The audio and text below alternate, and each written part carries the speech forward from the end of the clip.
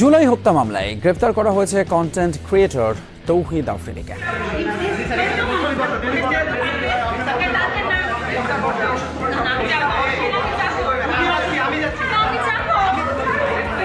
বাবার পর এবার ছেলে ইউটিউবার ও কন্টেন্ট ক্রিয়েটর তৌহিদ আফ্রিদিকে গ্রেফতার করেছে সিআইডি।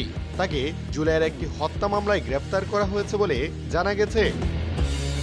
সিআইডির বিশেষ পুলিশ সুপার মিডিয়া জসিমউদ্দিন খান এই তথ্য নিশ্চিত করেছেন। তিনি বলেন, আজ রাতে তাকে বরিশাল থেকে গ্রেফতার করা হয়েছে। তাকে ঢাকায় নিয়ে আসা হচ্ছে। আফ্রিদিকে যখন গ্রেফতার করে নিয়ে যাচ্ছিল পুলিশ, তখন তার একমাত্র মা কান্নায় ভেঙে পড়েন।